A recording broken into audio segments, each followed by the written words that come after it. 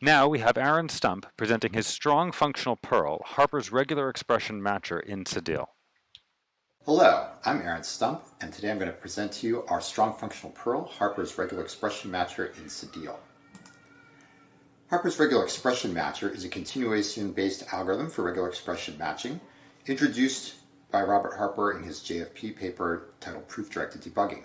And the basic idea of the algorithm is to decompose regular expressions. So you're going to dig down into the regular expression, building up a success continuation. If you detect a clash where the regular expression is asking for some character that's not there in the string, then you just return false. But if you find a character match, then you're going to invoke the continuation to keep processing the suffix of the string.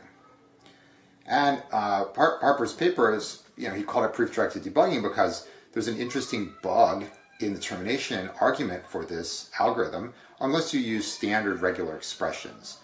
So your R star is allowed only if the empty string, epsilon, is not in the language of R. And here in this talk, we're going to enforce that syntactically using a type stdreg for standard regular expressions. And this is an idea we got from a paper from Dan Licata and his students.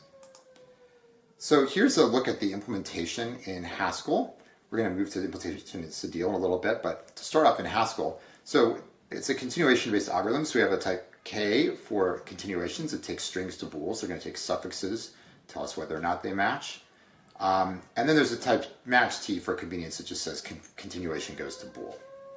So here we see the two central helper functions of the algorithm.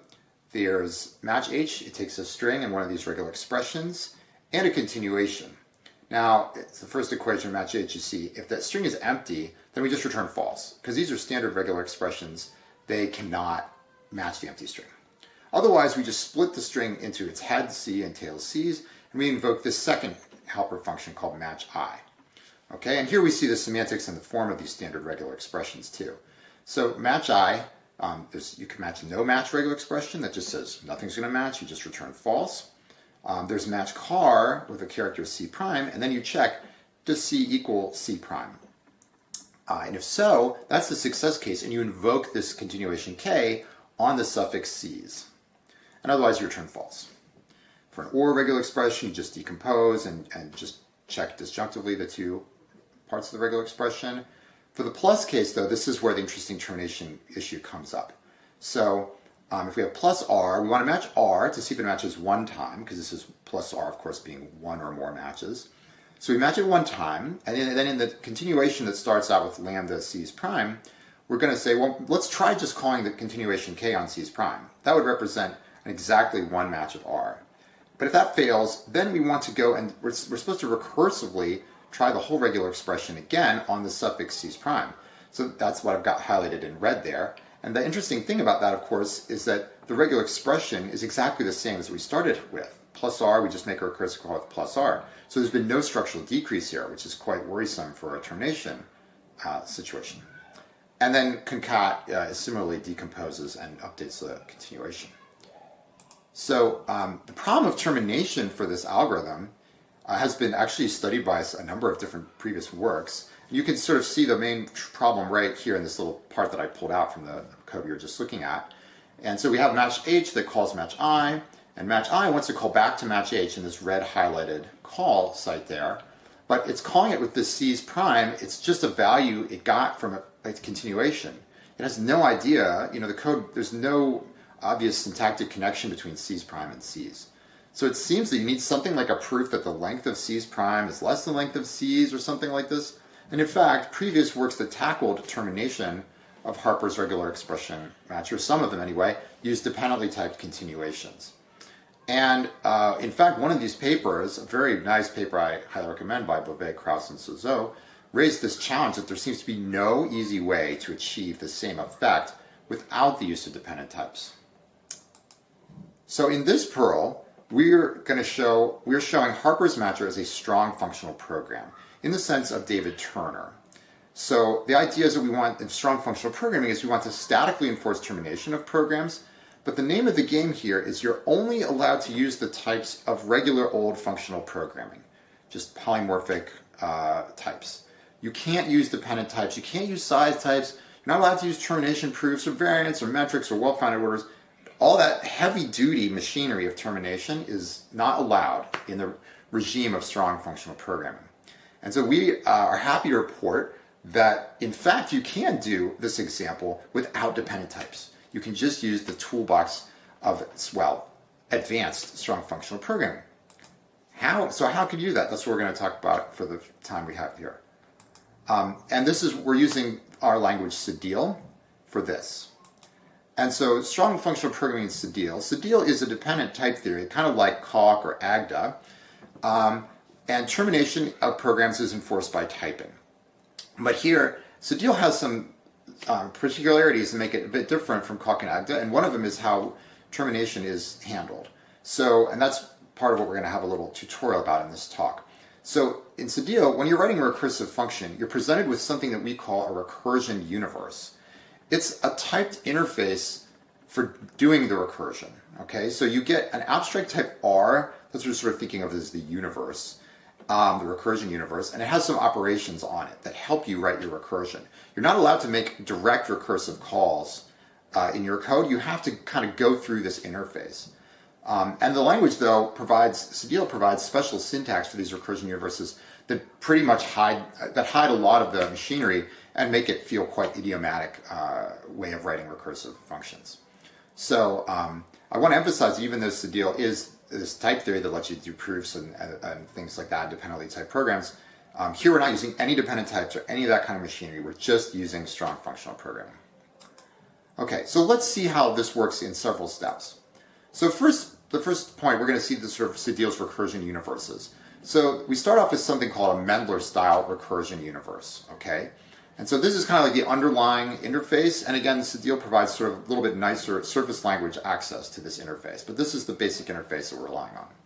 So let's let f be a signature functor for a data type. So, for example, if your data type was list of A's, then your signature function is fx equals unit or A cross X, okay?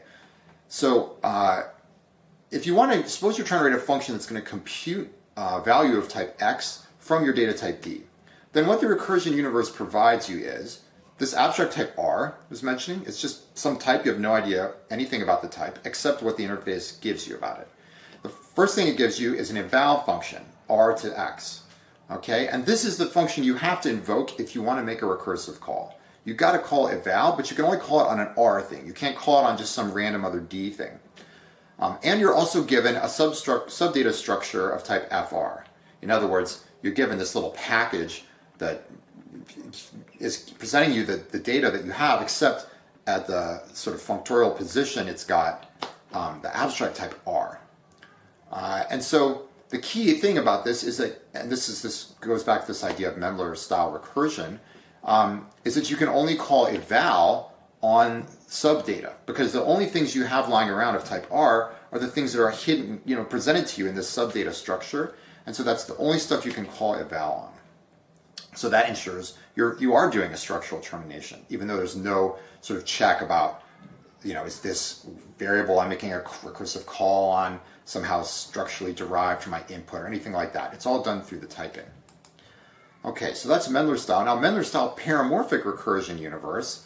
So this is the next sort of step, presenting sort of a conceptual development of this idea of Cedil's recursion universe. So for computing X from data type D, now for paramorphic recursion, the universe gives you the same stuff you had before. The recursion universe has all these same pieces, but it also comes, as I highlighted here in black, with a reveal function R to D. So this unmasks R as really being D, okay? So, but notice you can't go the other way around. You cannot inject D into R. That would be totally unsound from a termination perspective, because you could just stick random values into R and then recurse on them. But here, you are allowed to sort of leave the recursion universe. You can sort of, wormhole out of there if you want to have some data D. And this is really important if you want to write efficient accessor functions like predecessor or tail or something. Now finally, what we need for the Harper's regular expression matcher is we need support for nested recursion. So you have all the same stuff we had before, except we change a little bit. The return type of your function now could depend on D. So you compute X of D from a data type D, and the reason that's really important to shift as I say below my bullet points there, from x of kind star to x of kind star to star, is that now the eval function, you can write an eval function that goes from r to x of r. And that gives you the possibility of seeing, when you return something from your recursive call, that it also has type r, and hence you could make a recursive call again on that. So a recursion is then allowed on values that eval has returned. So that enables a form of nested recursion, and the continuations are basically hiding a form of nested recursion. Okay, so let's take a look at how we do this in Cedille, Harper's matcher in Cedille. So the critical part about the nested recursion is here. So in blue, I've highlighted Cedille's syntax for indicating the abstract type R. If we're doing a recursion here, mu match, then mu is for the sort of kicking off a recursion. Then type / match is R. That's the abstract type of the recursion universe. And the X, the type we're computing, here has to be given explicitly. Cedille can't quite manage to infer this for you. And it can mention this R. And that's just like XR or XD. Now we have a way of mentioning, we're indicating the functoriality of X. And X does have to be positive for this to work. And finally, where the eval function is conveniently called match. And so this looks very much like an idiomatic recursion. Now here we're doing something that would be tough to do in other type theories, where passing the recursive function match there to the helper function match I. But anyway, that match is the eval, and it has the type below. It takes in the abstract type R, which here is denoted type / match, and proceeds. Okay, so that's sort of the setup for the recursion, introducing the recursion universe pieces that we then need to write this helper function and make that deal with that one nasty recursive call. So you can see I've highlighted it here. It's transliterated into Cedille code, but I hope you can sort of still make out the structure. We have a plus R case and that I've pulled out here. And we're going to make this recursive call to check one occurrence of R. And then when we make the recursive call, we're calling on match C's prime. And that's great. This match function is actually coming in to match I, as you saw, where match I is invoked on my previous slide. The match function is coming into match I, and it's expecting type T, where T is actually just some abstract type. We really don't need to know much about it, except we can recurse on it. If you're looking at the type signature of match I at the top, we can recurse on it, and the suffix comes in at that type. And so when we call match of C's prime, match is expecting input of type T, and C's prime has type T because C's prime is the input to the continuation, and the continuation, as I noted there in blue, has type KT, which is T to bool. Okay, so to conclude, we talked about Harper's regular expression matcher, which uses continuations for a very elegant control flow that leads to complications for termination reasoning. And we saw a solution now using strong functional programming in Cedille. It's type-based. There's no fancy extra additions beyond regular types of functional programming. No dependent types, nothing like that, even though Cedille does support those separately.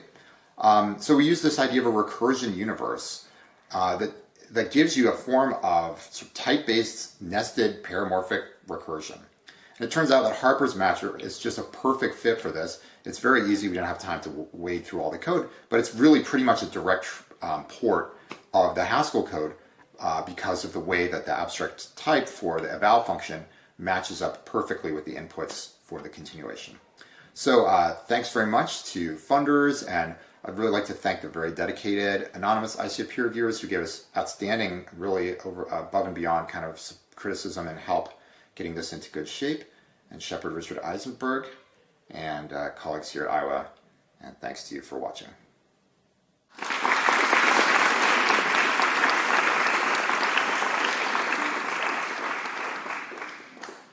Great, thanks, Aaron. And now in the New York and Asia time bands, we have authors available for question and answer, so please follow the links via Clouder if you wish to join that.